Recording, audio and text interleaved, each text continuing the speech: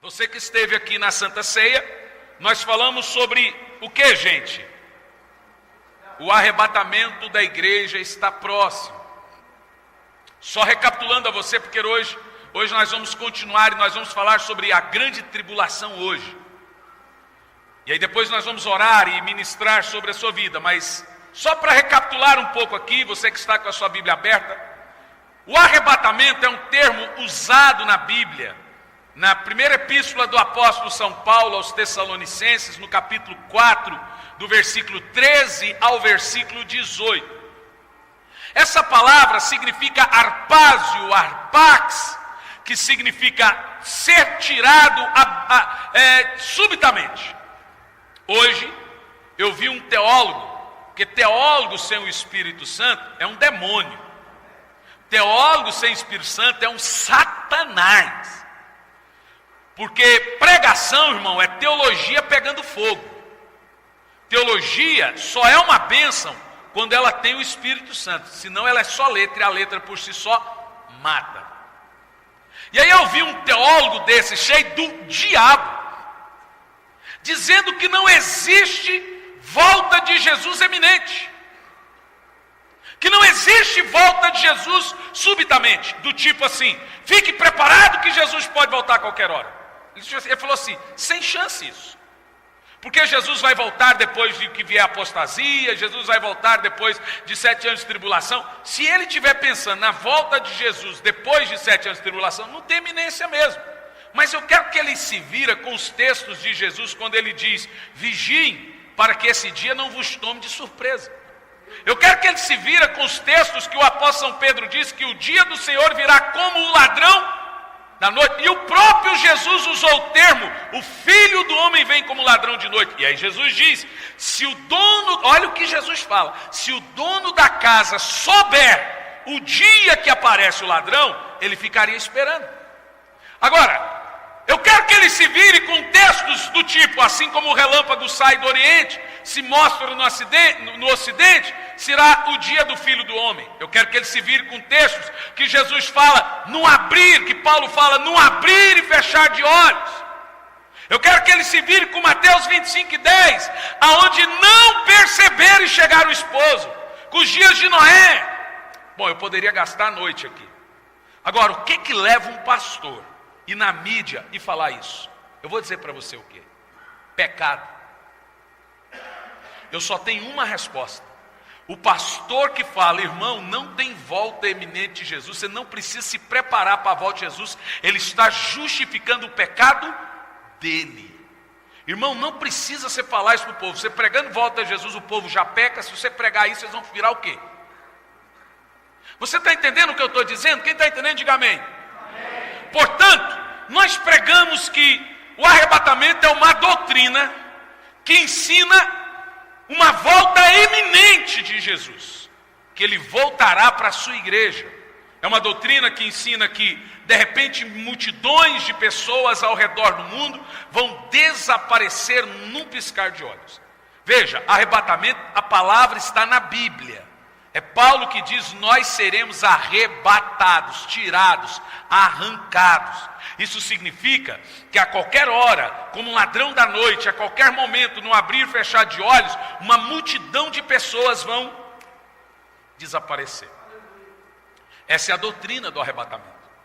Nós aprendemos isso domingo. Esse arrebatamento, ele acontece para a igreja. A Bíblia diz, é o som do arcanjo tocando, que a igreja ouve, e de repente ela some, ela desaparece. Ah, como eu queria que esse dia fosse hoje. Como eu queria que nós vivêssemos. Agora veja bem, nós estamos vivendo dias precedentes ao arrebatamento. No domingo nós falamos algo muito interessante sobre o livro do Apocalipse, você se lembra? Nós fizemos aqui uma dissecação muito interessante, que se nós analisarmos as 7 eras da igreja, diga comigo, 7 eras. Fala, 7 eras. Vou esperar aqui meu querido discípulo pegar uma caneta. Eu sou atencioso, eu vi que o antes foi só pegar uma caneta, então eu vou ser educado para ele, porque ele, isso que eu falei é interessante para ele. Eu só estou atento. Mas vamos lá, pronto, antes? Então tá bom, ficou vermelho. Já conheço antes. Veja, a Bíblia Sagrada, ela é separada por 7 dispensações, ou eras, 7 alianças de Deus com o homem, né? Eu acho que pelo menos essa parte da mensagem do pastor Aparício vocês devem entender. Acho que essa parte, das 7 alianças de Deus na história da humanidade, né? Vocês têm que relevar que a idade dele já é bem avançada, então ele quer pregar do Gênesis ao Apocalipse em uma mensagem, né? Mas eu penso que algumas coisas vocês entenderam. Luiz Hermínio é do mesmo jeito também. Começa Mateus, estou até hoje esperando ele pregar Mateus 16 na igreja, até hoje ele não pregou. Prega 5 mensagens numa, né? Mas vamos lá, são 7 alianças de Deus com o homem, desde a aliança da inocência, edêmica, adâmica, abraâmica, noádica, davídica e aliança eterna. Eu acho que foi isso, né? É isso aí, né? Acho que foi rápido e rasteiro. E nós temos 7 eras da igreja. Cada era, ela é separada por um período. No sábado, no domingo, um irmão me falou, como que nós sabemos em qual era nós estamos? Isso é fácil saber. Quando você lê as 7 igrejas do Apocalipse, você vê que cada uma delas tem uma característica e um tempo que a história viveu. É óbvio que hoje nós estaríamos então na última era da igreja, que é a era de Laodiceia. Laodiceia, então, seria a última igreja da última era. Ela é uma igreja literal, que representa naquela época, mas ela também representa um tempo do último tempo em que a igreja seria rica, mas fria. Seria rejeitada e abandonada pelo Senhor, e que o Senhor vomitaria essa igreja da sua boca. Fato que então não existe 8 eras, ou 8 dispensações, ou 8 tempos, só existe 7. Se todos os teólogos concordam que nós estamos na última era da igreja, na era de Laodiceia da igreja, então não há mais uma outra igreja depois deste tempo. Você entende o que eu estou falando? E aí nesse ponto nós aprendemos algo interessante. Em Apocalipse 2:4, vamos lá rapidinho. Apocalipse 2:4.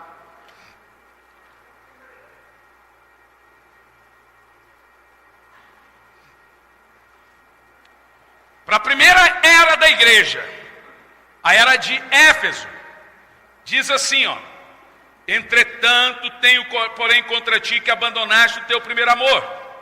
Recorda-te, pois, de onde caístes, arrependa-te e volta à prática das boas obras. Aí o Senhor diz assim para Éfeso: porque se não te arrependeres, em breve virei. Diga comigo essa palavra: breve virei. Para a primeira era, o Senhor olha para a igreja. Agora veja como isso é interessante. Ele diz: breve virei. Agora nós vamos para uma outra era, uma era anterior à nossa, que é chamada de era de Filadélfia. Uma era muito boa, né? Em Apocalipse 3:11, vira a página. A era de Filadélfia, ele assim diz para Filadélfia: aquele que tem ouvidos, compreenda o que o Espírito revela às igrejas. Aí ele diz assim, ó, é isso mesmo? O vencedor de maneira alguma, Apocalipse 3.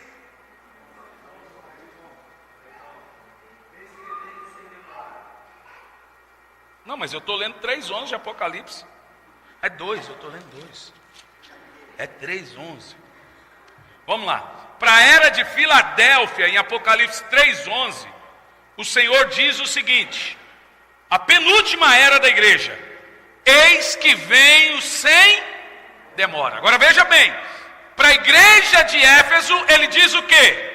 Breve virei. Para a igreja de Filadélfia, ele diz o quê? Venho sem demora. Em algumas Bíblias está cedo venho. Qual Bíblia está cedo venho? Nenhuma? Então nenhuma Bíblia está cedo venho. Mas tudo bem, que seja, breve virei.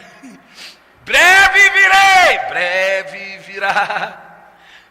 Agora veja para a última era o que o Senhor diz. No caso é o nosso tempo, é a nossa dispensação. É essa era agora, a era de Laodiceia. Em Apocalipse 3:20. Vou recapitular. Para a primeira era ele diz o quê? Breve virei. Para a penúltima era ele diz o quê? Eis que venho sem demora. E para a última era, olha o que ele diz no verso 20: eis que estou à porta e bato. Olhe bem, viu, Joraci? Você que estava dodói no domingo, era você ou Luiz estava dodói? Era ele. O Luiz estava dodói. Mas manjão desse tamanho dodói aí. Veja bem, para a primeira era, o Senhor tem um cuidado de dizer: ainda não estou vindo, breve virei. Para a penúltima era, o Senhor ainda tem o cuidado de dizer: ainda não estou vindo, venho sem demora. Mas para a última era ele diz: eu já estou vindo, estou às portas. Leia aí na sua Bíblia: eis que estou às portas e bato. Deixando claro para você, irmão, que eu não preciso ser um doido, maluco, para sair por aí fazendo continhas dispensacionalistas, como os preconceituosos da doutrina dispensacional gostam de dizer da gente. É simples de entender. O Senhor está falando para a era de Laodiceia, a era da mornidão, a era de crentes que não têm vontade de ir para a igreja, de crentes que passam uma cara sem ir na igreja, porque o fato de você não congregar, irmão, já é sintomas de laodiceano.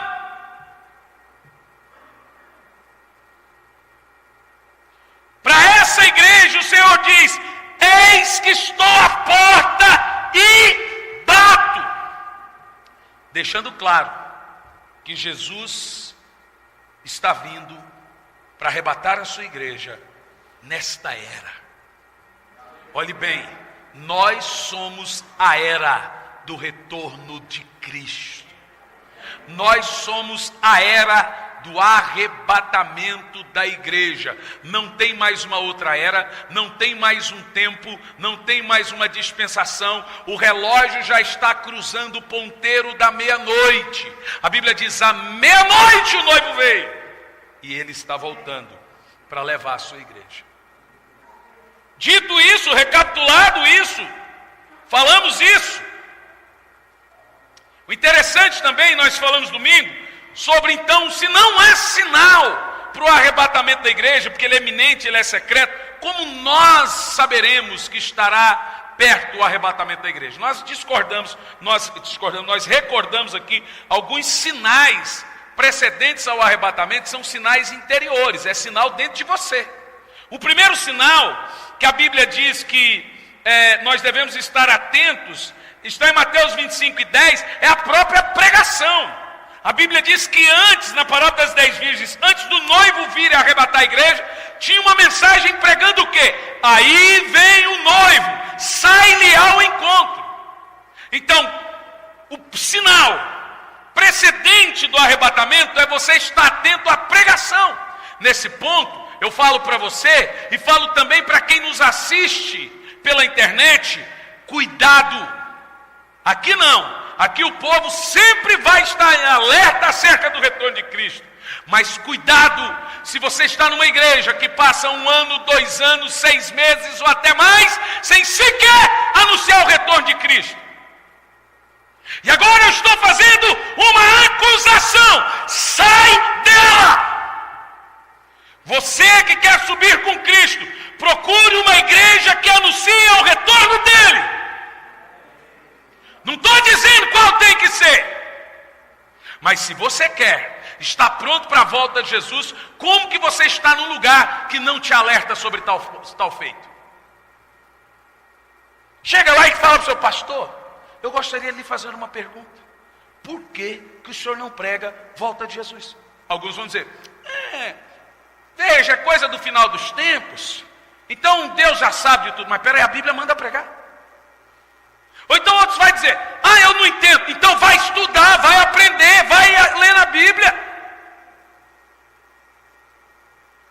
Agora, pense comigo. Você conhece igrejas que passam... Honestamente, vou perguntar aqui para esse público aqui: você já esteve em uma igreja durante anos que nunca foi pregada a volta de Jesus? Seja honesto, levanta a mão. Tem alguém aqui? Levanta a mão bem alto. Bem alto, vá. Jesus. Ou então você já esteve em igreja que passava ano e pregavam uma ou duas vezes sobre a volta de Jesus só para dar justificativa? Levanta a mão. Então junta você com os outros. Agora, por que, irmão? Ou seja, prega ali rapidinho ali para falar que pregou, porque prega de tudo. Não dá ênfase no tema. Então, irmão, domingo passado veio um irmão aqui nos visitar. Ele disse assim: pastor, eu vim aqui. Ele já congregou com a gente, mas ele não está mais com a gente. Quer dizer, ele está vivo, não está? Falou: pastor, eu vim aqui porque eu estava com saudade de uma boa palavra.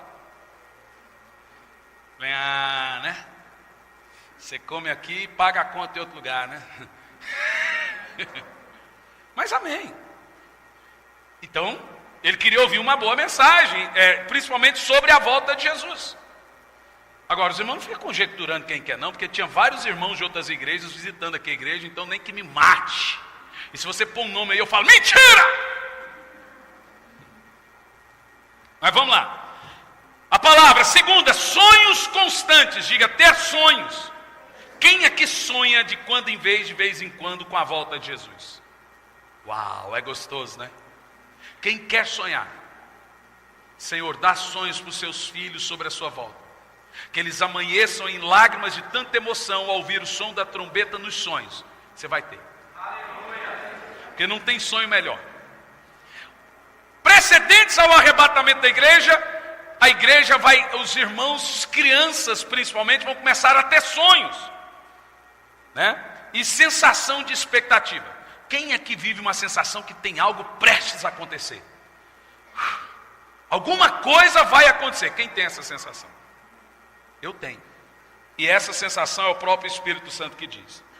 Dito isso, irmãos, se o arrebatamento da igreja acontecer hoje, o que acontece com o mundo depois? Quem está com o mundo? Quem está comigo? E com o mundo? Quem vai ficar feliz quando Jesus voltar? Eu não vou ficar feliz, eu vou subir feliz. Se você vai ficar feliz, é com você. Você fica esperto, irmão. Você está dormindo, rapaz. Vai ficar feliz. Em Mateus 24 e 15, abra aí a sua Bíblia.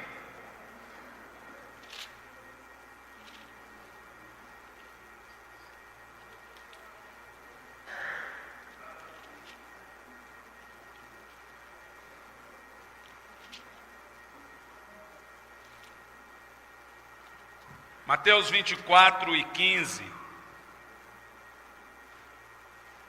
O Senhor Jesus diz assim: e assim, quando vires a profanação horrível da qual falou o profeta Daniel no lugar santo, ao ler a profecia, entenderá isso. Os que estiverem na Judéia, fuja para os montes. Quem estiver sobre o telhado de sua casa, não desça para retirar dela coisa alguma. E aquele que estiver no campo, não volte para pegar sua túnica. Serão dias terríveis para as mulheres grávidas e para as que estiverem amamentando. E orai para que a vossa fuga não ocorra durante o inverno, nem no sábado, porque haverá nessa época grande tribulação, como jamais aconteceu desde o início do mundo até agora, nem nunca haverá. E se aqueles dias não tivesse sido abreviado, nenhuma carne se salvaria, mas por causa dos eleitos. Ó, beijinho no ombro. Por causa dos eleitos, este tempo, o tempo que nós estamos vivendo, está sendo encurtado. É por sua causa que o ano está terminando mais rápido, viu, irmão? É por sua causa que o dia termina rápido. Agora veja bem, irmãos, quando nós falamos de grande tribulação, que é o período que ocorre depois do arrebatamento súbito da igreja. Se a igreja for arrebatada hoje, em seguida começa um período de 7 anos que Jesus chama de grande tribulação. Não é tribulação. Tribulação ocorre lá no próprio Malawi, onde eu estou indo, na China, na perseguição aos cristãos, na Coreia, lá na Arábia com o Estado Islâmico, é uma tribulação. Mas Jesus disse que a tribulação que virá sobre o mundo, ela nunca houve e nem nunca haverá. É algo indescritível. É 7 anos de situação incalculável e indescritível. Quem está entendendo o que eu estou pregando? Preste muita atenção no que você vai ouvir. De fato, essa tribulação é para o mundo? De fato, ela é para o mundo. Mas por que devemos pregar? Como alerta, para você saber o que aguarda o mundo e quem não subir no arrebatamento da igreja, quem não subir no rapto. O que nós precisamos saber sobre a tribulação? Jesus começa falando ela em Mateus capítulo 24, no verso 15. Mas quando ele menciona que ai das grávidas, a das que estiverem amamentando, quem estiver em Jerusalém, na Judéia, não corra para Jerusalém pegar alguma coisa, ele não está falando de dias atuais. Quando Jesus fala não ficará pedra sobre pedra, a história que Jesus está falando aqui, isso aconteceu 40 anos depois da morte de Cristo, no ano 70, quando um imperador romano invadiu Jerusalém, e ali ele estuprou mulheres, ele saqueou o templo, ele destruiu o templo, deixando só uma parede, porque ele queria o ouro dos judeus. Ele fechou a porta do templo. Naquele dia Jesus fala, não desça para Israel. O apóstolo João estava em Éfeso, já com seus 90 e poucos anos, cuidando da mãe de Jesus, Maria, que assim Jesus designou. Ele interpretou a profecia, isso está na história. Ele não foi para Jerusalém, e aí muitos judeus, também cristãos, morreram. A história conta que os cavalos romanos escorregavam no sangue dos judeus. Foi um banho de sangue. A profecia começa. Por que Jesus fala? Ai das grávidas e das que amamentam. Porque esse imperador, esse general Tito, que depois se tornou imperador, ele pegava a faca e tirava as crianças na faca, assim, ó, do ventre da mãe, e jogava a criança no fogo. Uma maldade indescritível. Isso aconteceu, e agora Jesus começa a caminhar, Jesus começa a andar pela Bíblia, e dizendo o que viria acontecendo também ao decorrer do tempo. Então tenha um pouco de paciência, porque essa palavra é muito importante para a igreja do Senhor Jesus. A grande tribulação, a pior delas, é um período de 7 anos, depois do arrebatamento. Porém, a tribulação bíblica, perseguição bíblica, ela ocorreu, viu? Sua esposa, Francinaldo, deu um branco agora. Bel, foi isso que você falou dos 490 anos que ficou no ar aquele dia. Hoje você vai entender. O período da tribulação, ele é um período não só de 7 anos, ele é um período de 490 anos. A tribulação é chamada na Bíblia de as 70 semanas de Daniel. Quem era Daniel? Daniel era um profeta apocalíptico, que Deus revelou para Daniel todos os sinais do final dos tempos. Então veja, os 490 anos registrados em Daniel, capítulo 9, versículo 24 a 27, diz assim: 70 semanas estão determinadas sobre Israel. Aqui é a tribulação. E sobre a sua santa cidade, para cessar a transgressão, dar fim aos pecados, expiar a iniquidade, trazer justiça eterna e selar a visão e a profecia, e para ungir o santo dos santos. Aí aqui o próprio, não somos nós dispensacionalistas que fazemos continhas. É a profecia que faz a continha. Você quer ver a continha da profecia? Verso 25. Sabe, entende? Desde a saída da ordem para restaurar e para edificar Jerusalém e até o Messias, o príncipe haverá 70 semanas. É conta ou não é? Vamos lá fazer a continha. E 62 semanas as ruas serão reedificadas, mas em tempo angustioso. Verso 26. E depois das 62 semanas será tirado Jesus. Jesus morre na semana de número 62. Quem está comigo aí, diga amém. Mas não para si mesmo. E o povo do príncipe que há de vir. O príncipe é o anticristo. O ungido é Jesus. O príncipe é o anticristo. E o povo do príncipe é o império romano, dizendo que o anticristo tem que ser europeu, misturado com judeu. Ou com árabe. Tem que ser filho de Abraão com europeu. O povo do príncipe que há de vir destruirá a cidade. Que foi o que aconteceu. Quem está entendendo, diga amém. Agora veja bem, vamos lá fazer a continha da grande tribulação. No versículo 12, do capítulo 9 até o versículo 14, diz assim: ele confirmou a sua palavra que falou contra nós e contra nossos juízes, e nos julgava, trazendo sobre nós um grande mal, porquanto nunca debaixo de todo o céu aconteceu como em Jerusalém, como está escrito na lei de Moisés, todo aquele mal sobrevirá sobre nós. Você está entendendo? A tribulação então é para os judeus. Diga comigo, a tribulação é por causa dos judeus. Inclusive esse será um dos motivos que o anticristo vai usar para jogar o mundo contra o judeu. O anticristo vai vir e vai jogar e falar: é por causa deles, é por causa deles. E aí o mundo todo vai se voltar contra o judeu por causa da tribulação. Eles são os culpados dela. A profecia da tribulação não aconteceu primeiramente em Daniel e nem em Jesus. Ela está registrada em Deuteronômio 28, no verso 15 ao verso 68. Está entendendo até aí, Bel? Diz assim: será porquanto que não deres ouvido à voz do Senhor teu Deus, para não cuidares em fazer todos os seus mandamentos, seus estatutos que eu te ordeno, então sobre ti virá todas as maldições e te alcançarão. Em Daniel, o povo diz: recaiu sobre nós o que Moisés disse, porque não obedecemos. Entendeu agora porque vai vir a grande tribulação? Quem está entendendo, diga amém. Está claro para vocês? Está claro? Então o período, vamos lá. Quando as 70 semanas de Daniel começou? Quando a grande tribulação começou? A palavra semana, no original, é Shabuá. Não é semanas de dias. O judeu não tem a palavra semana de dias. Significa semana de anos. Você entende? A palavra semanas de dias é só nossa. É do grego, né? Ou seja, uma semana para o judeu significa 7 anos. O conceito semana como sendo de anos era comum entre os hebreus. Agora preste atenção nisso. O cronograma das 70 semanas de Daniel 9:24, a tribulação corrente. 70 semanas. Cada semana, 7 anos. 70 vezes 7? 490 anos.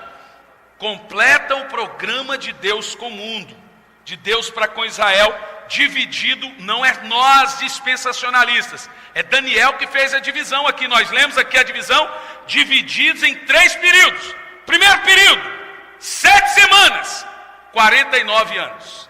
Segundo período, 62 semanas, 434 anos. E depois o último período, 7 anos. Uma última semana faltando, que é 7 anos. Por que que essa última semana não foi contada? Veja você. Por que que os 434 anos são contados? Por que que esses outros anos são chamados de tribulação e os últimos 7 anos não são? No total, irmãos, a tribulação é chamada na Bíblia de as 70 semanas de Daniel. Diga, as 70 semanas de Daniel. Então vamos lá. Primeiro, olha o que Daniel fala. A grande tribulação. Durante as primeiras 7 semanas, diga comigo, 49 anos. Jerusalém foi reconstruída em tempos trabalhosos. Lá no tempo de Jeremias. Isto é descrito em Neemias, isso é descrito em Neemias. Diz assim Neemias no capítulo 2: a saída da ordem para restaurar e reedificar Jerusalém é o decreto de Artaxerxes, tal como está registrado. Durante 49 anos seguintes, Jerusalém foi reconstruída. Olha lá, começando a tribulação lá aonde, gente? Em Neemias.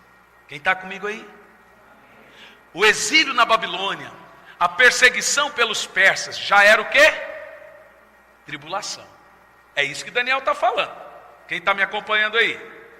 E continua o texto. Segundo, primeiro período, 49 anos.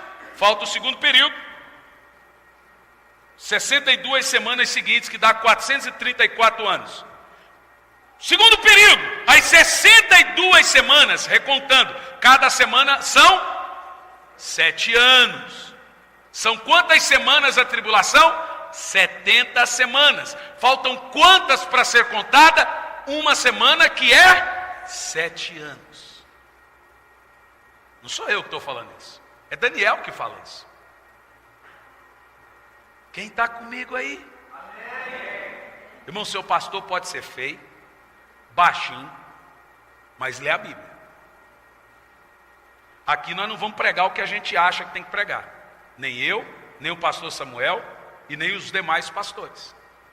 Nós vamos pregar o que a Bíblia diz que tem que pregar. E está escrito na Bíblia, não é continha nossa, o que se lê, se prega. Olha o que está escrito na Bíblia. As 62 semanas seguintes, 434 anos, entende-se desde a reconstrução de Jerusalém até o nascimento de Jesus. Veja você que são 430 anos de silêncio de Deus. Vou te fazer uma pergunta. Quem era a voz do que clamava no deserto? Quem, gente? Mais alto? Mais alto o nome dele? Claro que não! Onde você leu que João Batista era a voz do que clamava no deserto? João Batista era a voz do que clamava, não a voz que clamava. A voz era Deus. Eu vejo um monte de pastor, todo mundo fala isso, que João Batista era a voz do que clamava. A voz é Deus, irmão. A Bíblia não diz voz que clama, a voz do que clama. Quem clamava no deserto 430 anos era Deus. E ele usou quem? João Batista. Você entendeu? Então alguém pode dizer, eu sou a voz? Claro que não. A voz é Deus, irmão. É voz do que clama no deserto. Não é voz que clama no deserto. Está comigo? Quem está comigo, diga. Quem é a voz? É Deus. E quem clamava por Deus? João. Então nunca mais diga que João Batista era a voz. A voz é Deus. E tem gente aí pondo na boca assim, falando, eu sou a voz. Ui. Fala assim comigo, ui. Eu não sou. A voz é Deus. Amém? Deus é a voz que clama. Prosseguindo. É só exegesezinha para dissecar um pouco a Bíblia. Mas prosseguindo a Bíblia Sagrada. 62 semanas foram contadas até o nascimento de Jesus. Até a morte de Jesus, 69 semanas. Restando uma última semana. São 70. Cada semana, 7 anos. A última semana de Daniel é chamada de 7 anos de tribulação. Por que que essa semana não pode ser contada? Eu vou te dizer por quê. A tribulação, nós lemos aqui na Bíblia, tanto em Deuteronômio como em Daniel, que ela é por causa de Israel. E aqui os textos dizem, por que que ela foi enviada para Israel? Primeiro, Daniel 9, 24 a 27. Para extinguir a transgressão de Israel. Para dar fim aos pecados de Israel. Para expiar a iniquidade de Israel. Para trazer justiça eterna. Para selar a visão e a profecia e para ungir o Santo dos Santos. Está aqui por que a tribulação vem. Agora veja, quando Israel deixou de existir, 40 anos, no ano 70, depois da morte de Cristo, Israel sai do mapa. Sem Israel não tem o que, gente? Tribulação. Se a tribulação é para Israel, quando a tribulação precisa voltar a ser contada? Quando Israel volta a existir. E quando Israel voltou a existir? 14 de maio de 1948, Israel volta a existir. Só que tem um detalhe nesse ponto. Passa a ter um novo ingrediente na história mundial. Esse ingrediente é você, a igreja. Com a igreja aqui, a Bíblia diz que nós não somos filhos da ira. Isso tem que ficar na sua cabeça. A ira de Deus não é para você. A disciplina sim, ira não. Deus não traz ira sobre filho. Deus traz disciplina sobre filho. Deus traz ira sobre o mundo. A Bíblia diz que nós não somos filhos da ira. Eu quero que você diga isso bem alto, para não sair do seu coração. Diz, eu não sou filho da ira.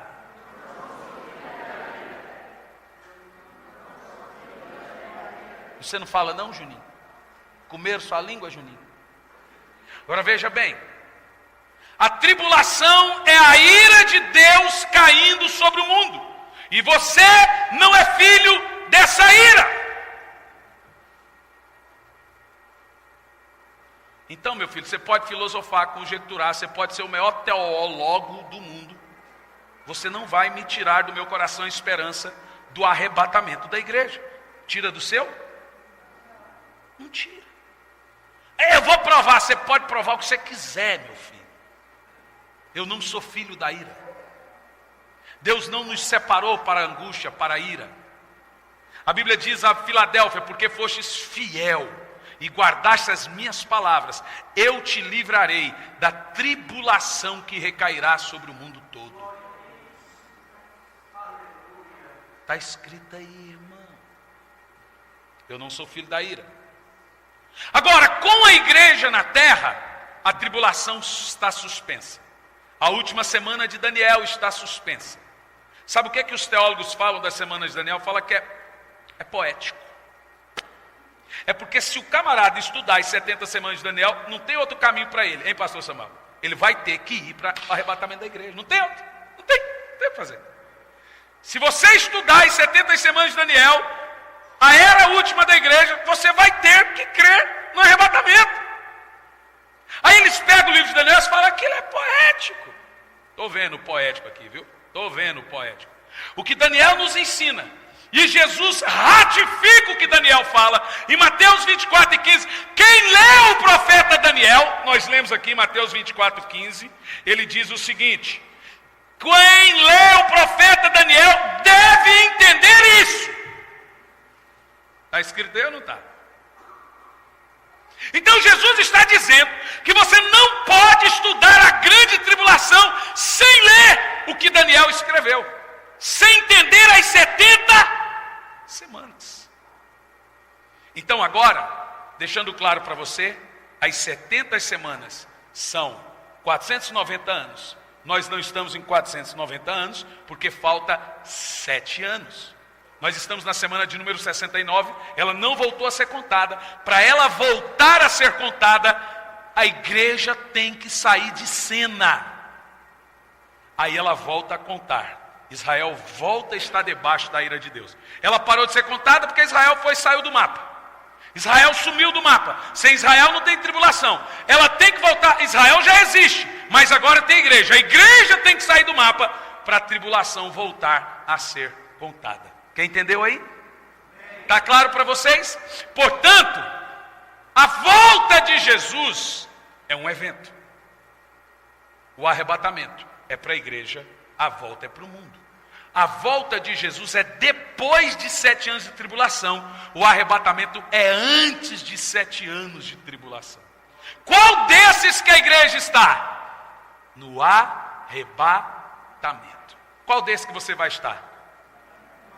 Qual desse que você vai estar? Quem vai subir feliz com Jesus no arrebatamento? Agora vocês entenderam a questão. Eu vou subir feliz, não ficar, mas vou subir. Amém? Por quê, pastor? Me dá a prova bíblica que a tribulação é só para judeu. Como a gente põe a coisa na internet é cheio de gente que come pela mão dos outros. É tudo papagaio. Ninguém estuda. Ouve e fala. Daniel 9:24 sobre a tribulação. 70 semanas estão determinadas sobre Israel. Uau! Está na Bíblia com todas as palavras.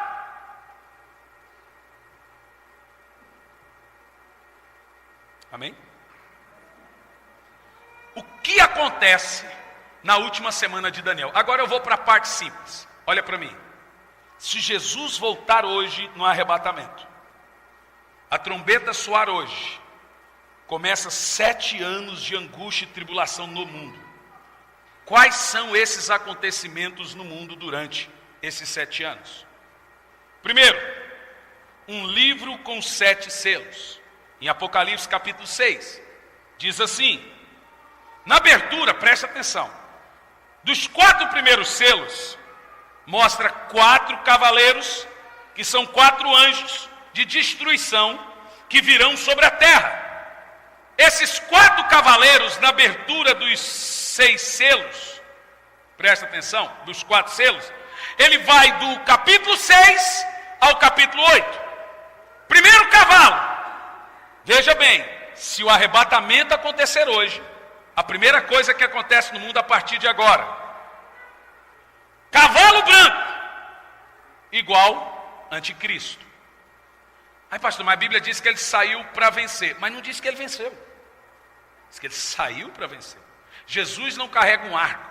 Jesus carrega uma espada. E Jesus não vem vestido de branco. Jesus vem vestido de vermelho. A Bíblia diz que o cavalo é branco, mas a sua veste é salpicada de sangue. A veste de Jesus na ocasião do retorno de Cristo é vermelha, não branca. O anticristo está vestido de branco com um arco. Jesus de vermelho com uma espada. Cavalo branco, anticristo. Cavalo vermelho provoca guerras. Cavalo preto provoca recessos e crises financeiras. Vocês viram o que a Dilma falou hoje no jornal? Que 2016 vai ser pior que 2015. Gente, que palavra de ânimo que ela deu para o brasileiro. É a presidenta que vocês elegeram.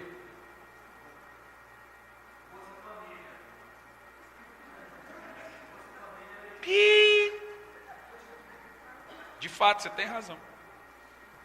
E agora não tem dinheiro para pagar a Bolsa Família. E aí? Agora veja você. É o cavalo vermelho que provoca guerras. É o cavalo preto que provoca crises financeiras no mundo. Veja você que os cavaleiros já estão correndo. Olha o que eu estou dizendo. Os cavaleiros já estão correndo. Primeiro que a Bíblia diz que o espírito do cavalo branco já opera. Segunda de Paulo aos Tessalonicenses, capítulo 2, no versículo 7, que o espírito do anticristo já está na terra. Eu vou chutar para você hipoteticamente, ele já existe. Nós sabemos quem ele é, mas não sabemos que ele é o anticristo. Eu acho. Hein, Fer? O dia que você falar, não, é ele. Você fala, eu sei que é o anticristo, você ficou.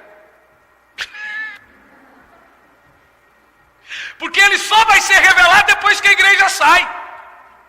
É o que a Bíblia fala, que ele aguarda, o anticristo aguarda somente que seja tirado da terra aquele que o detém. Quem detém o anticristo é o Espírito Santo na igreja. Quando sair ambos, todo mundo vai saber quem é ele. Então veja, o cavalo amarelo é o cavalo da morte. É um espírito de violência. O cavalo preto é da crise financeira. Veja você que quem provoca violência no mundo, quem provoca guerra no mundo, quem provoca fomes e recessões no mundo, são esses 4 cavaleiros. E mais o branco que provoca essa Babilônia religiosa, essa torre de Babel religiosa, esse espírito do anticristo. Quem está entendendo, diga amém. Vamos lá, na abertura do 5º selo, no verso 9, João vê os mártires salvos no paraíso. Na abertura do 6º selo, no verso 12, João vê eventos cataclismos como terremotos, eclipse da lua, do sol, estrelas caindo e remoção de montes dos seus lugares. Na abertura do 7º selo, agora no capítulo 8, João vê 7 anjos, cada um com uma trombeta. 7 selos. Quando o último selo é aberto, 7 trombetas começam a tocar. Como que procedem essas 7 trombetas? Apocalipse 8, primeira trombeta, verso 7, destrói a terça parte da terra, as árvores, as plantações, as ervas e as frutas. No último selo, 7 trombetas começam a tocar. Isso é a grande tribulação. Na abertura do último selo, ao som da última trombeta, o que acontece na terra? Destrói a terça parte da terra. Já de cara, terça parte da população morre. Se hoje é 8 bilhões, quanto morreria? Os irmãos bons de matemática. Você, pastor Fernando, você é bom de matemática? Não é também nada. Pastor Samuel, não descobri esse talento seu não. Você, que é isso? Eu, irmão, com matemática eu sou um bom pregador. Mas vamos lá, morreria em torno de 2,5 bilhões de pessoas. Você viu como você não sabe nada, você fala em torno. Mais ou menos. Não estariam na terra, no som da primeira trombeta. Segunda trombeta, ainda no versículo 8, é lançado no mar uma grande montanha de fogo venenoso, e a terça parte do mar se torna em sangue, matando a terça parte das criaturas no mar. Agora veja, durante a tribulação, os recursos naturais vão sumir, a terra começará a se tornar desértica. The Walking Dead. Terceiro, no verso 10, a terceira trombeta a ser tocada. É lançado um grande cometa ardendo em fogo sobre os rios, destruindo a terça parte dos rios, destruindo as fontes de todos os rios e envenenando-os. Agora a água potável vai deixar de existir. Quarta trombeta no verso 12. É ferido o sol, a lua e as estrelas, para que o dia se torne como a noite. E aparecesse um anjo dizendo que as 3 próximas trombetas seriam as piores ainda. E tem gente que quer ficar aí. Vai ter nem pasta de dente, irmão. Você consegue viver no mundo sem pasta de dente, irmão? Tem gente que não consegue viver no mundo sem um WhatsApp.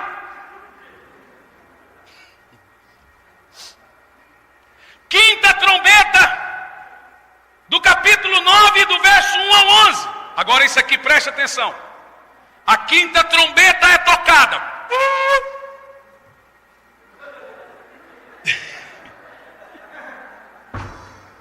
Irmão, por que você está assustado? Você não vai estar aqui. Diga amém. Diga, eu não vou estar aqui. Diga, eu não vou estar aqui. Eu vou ser arrebatado.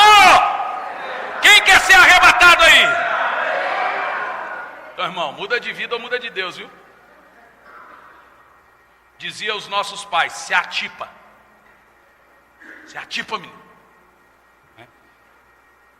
Quinta trombeta.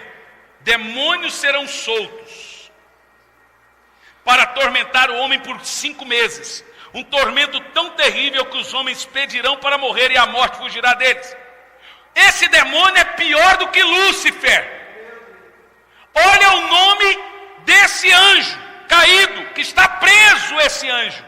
Ele e os seus soldados estão presos. O nome dele é Abaddon, conhecido como Apolion. Ele está preso, sendo guardado para esse dia. Se Apolion tivesse solto, ele derreteria a carne das pessoas. Mas ele está preso.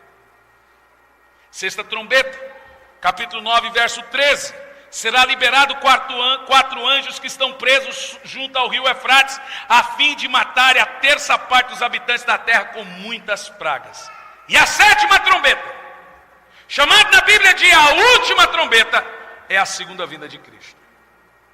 E aí agora, você volta com Ele. Abra sua Bíblia em Apocalipse 19. E aqui eu termino.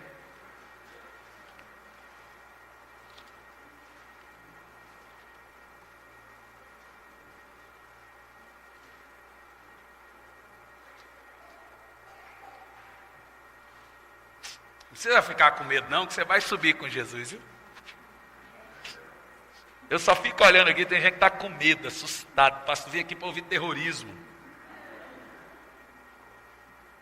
precisa ficar preocupada não, minha filha, que você é ovelhinha dessa casa, você vai subir com Jesus, viu? Quem vai subir com Jesus?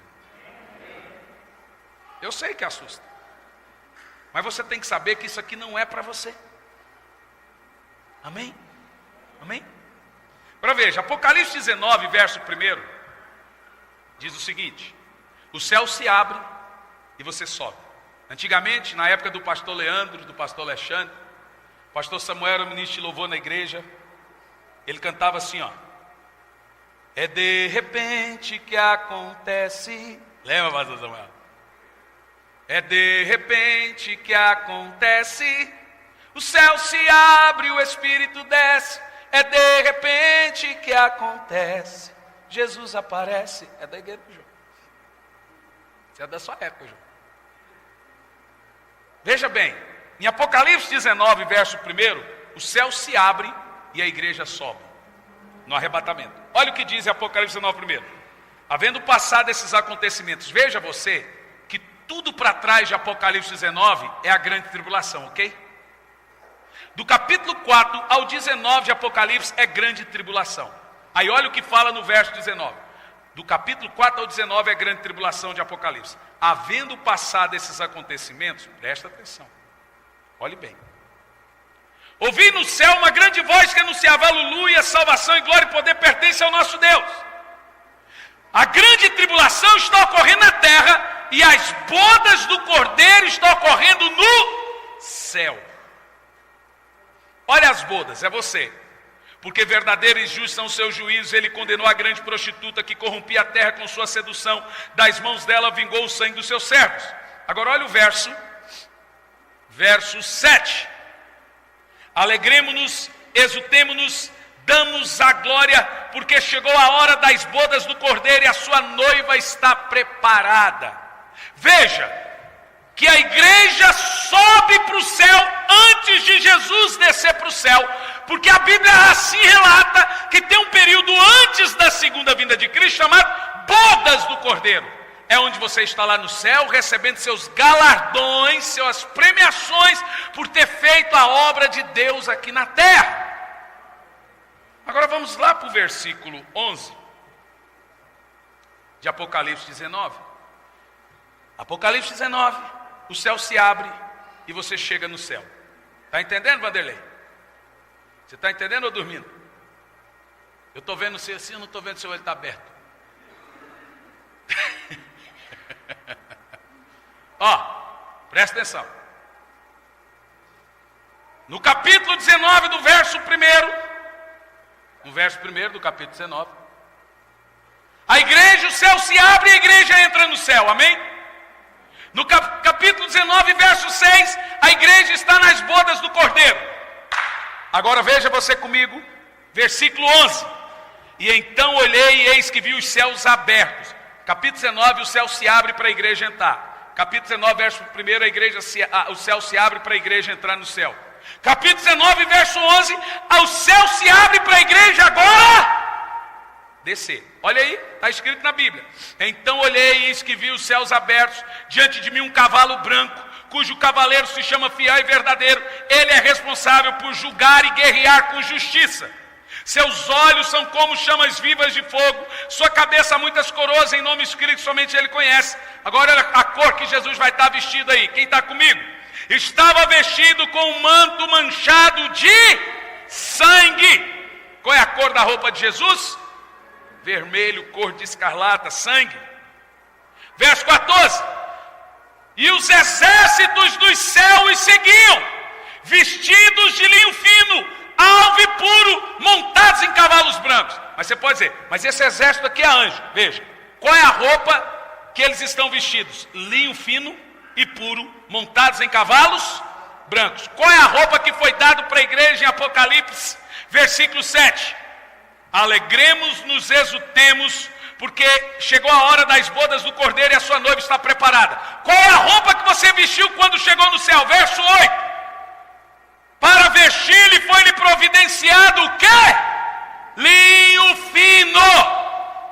Então esse exército que desce do céu está vestido com a roupa que ele ganhou. Quem é esse exército que desce do céu na vida do Senhor? É eu e você.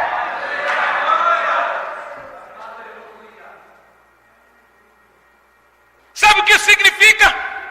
Que a igreja hoje é noiva, se torna esposa, é treinada para ser um exército e desce para guerrear com Jesus. Olha o que diz a Bíblia. E os exércitos do céu o seguiam, vestidos de linho fino, alvo e puro, montados em cavalos brancos. Uma espada afiada saía da sua boca para ferir com ela as nações.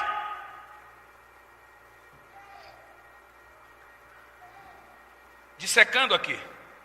Esse é o relato da última trombeta. Presta atenção.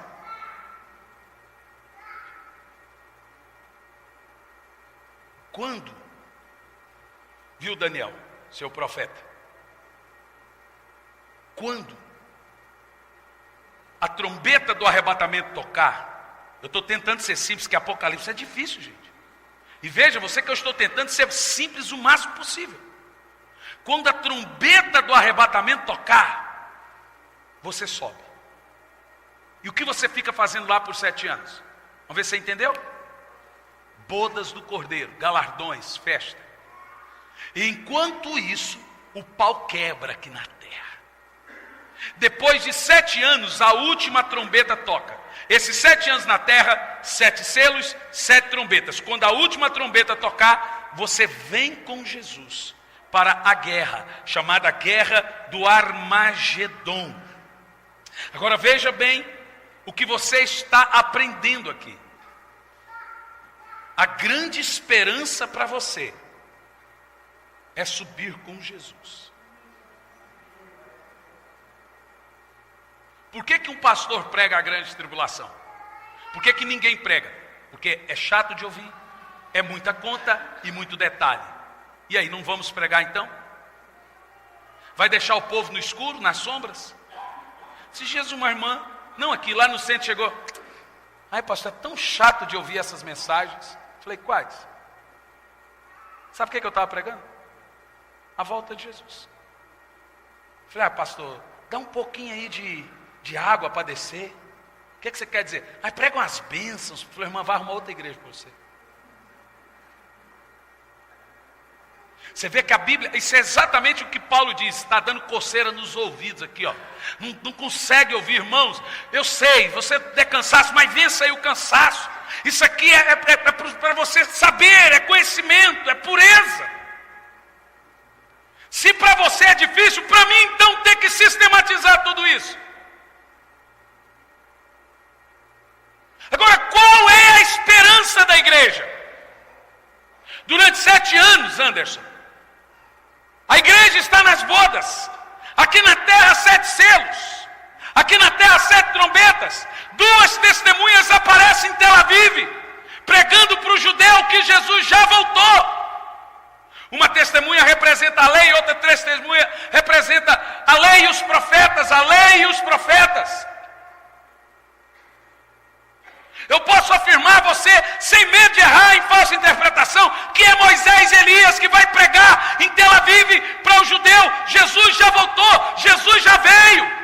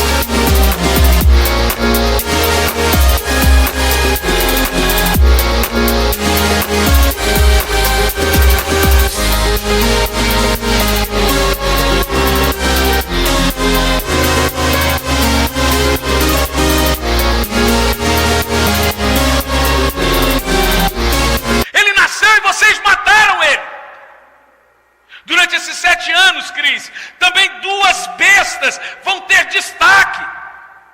O anticristo vai estar na sua apoteose, vai rasgar o tratado de paz de judeu e árabe. O falso profeta vai estar ratificando a palavra do anticristo. O mundo todo agora já vai estar com raiva dos judeus, se preparando para varrer o judeu do mapa. E você lá na glória. E você no céu. Alguém fala assim, que coisa injusta. O pau quebrando aqui, o crente no céu. Pois é, mas nós aguentamos durante a vida toda, chacotinha na escola. Ei, crentinho, aleluia, farinha no prato, bolo na cuia. Você é um crentinho quadrado. Não, o que nós aguentamos de cristãfobia aí, irmão, de bullying. O que nós aguentamos de perseguir, e tentação. E tentação que o crente resiste por causa, para subir. Não, eu quero subir com Jesus. Não vou, eu quero subir com Jesus. E perseguição, e crentes com a cabeça cortada. Tem gente que fala assim, mas tem crente sendo perseguido e a igreja hoje não está sendo perseguida. Tudo bem, irmão. O crente lá da Ásia está tendo a cabeça cerrada. Eu preferiria ter a minha cabeça cerrada do que passar o risco da apostasia. Eles não têm risco de apostasia. Aqui é pior, Nani. É pior do que os nossos irmãos lá, com a cabeça cerrada, porque lá eles não têm risco da frieza espiritual, porque eles estão no fervor da perseguição. Lá eles não têm risco da apostasia e de heresias como temos aqui. Eu preferiria 1000 vezes ser perseguido sem passar o risco de me desviar. Então veja você, que em cada lugar do mundo tem profecia se cumprindo. Na Ásia, cabeças cerradas e perseguições. Na Europa, morto, o evangelho está morto. Nas Américas, o evangelho se apostatou. Está frio e apostatado. Quem me dera, Luiz, se a igreja te corresse perigo de morte e não perigo de desvio.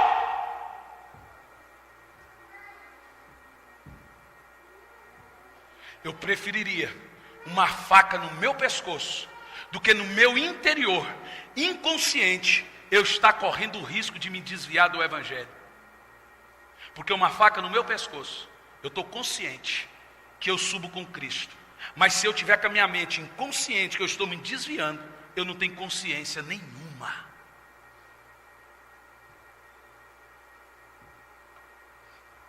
Então, irmãos, eu louvo a Deus, porque esses irmãos que têm os seus pescoços cortados, como Pedro disse, não sou digno de morrer como meu Senhor. Me crucifiquem de ponta cabeça. Eu louvo a Deus, porque quando nós chegarmos na glória, eles terão o maior galardão de todos. A Bíblia diz que esse tipo de gente não ama a sua vida. Tente livrá-los da morte, você vai ver o que eles falam para você. Um pregador chinês, o irmão Yun veio no Brasil, veio em Curitiba, foi em Curitiba que ele disse isso. Pregou para 10.000 pastores, um pastor da China, e disse: vocês brasileiros estão orando para a perseguição da China acabar, e nós na China estamos orando para a perseguição começar no Brasil. Porque o irmão Yun disse, é por causa da perseguição chinesa que na China nós temos 500 milhões de cristãos. Lá não tem mercado gospel, lá não tem rádio gospel, lá não tem isso, lá não tem aquilo outro. Lá eles se congregam em casa subterrânea, é no meio do mato, se veste de cocô para fugir do faro dos cachorros. E eles, o irmão Yun teve aqui e falou assim: parem de orar pela igreja chinesa, é vocês que precisam de oração.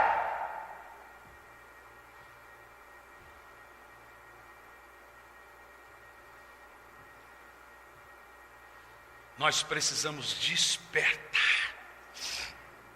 Diga, eu preciso despertar. Sabe por quê? Porque Jesus não breve voltará, nem cedo virá. Jesus já está às portas. Jesus já está voltando. Agora olhe bem, temos que parar de brincar de ser crente, brincar de igreja. Temos que ter fervor, paixão, intensidade. E Jesus disse: cuide, para que esse dia não vos apegue, não vos tome de surpresa. Agora veja, você não tem que ficar assustado sem dormir com essa mensagem. Você deve pensar. 1 de João 1,7: se andarmos na luz, como Ele na luz está, temos comunhão uns com os outros, e o sangue de Jesus Cristo nos purifica de todo pecado.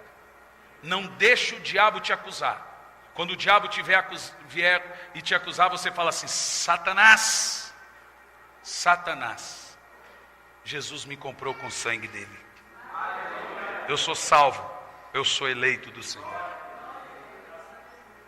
Amém? Eu quero que você fique em pé no seu lugar.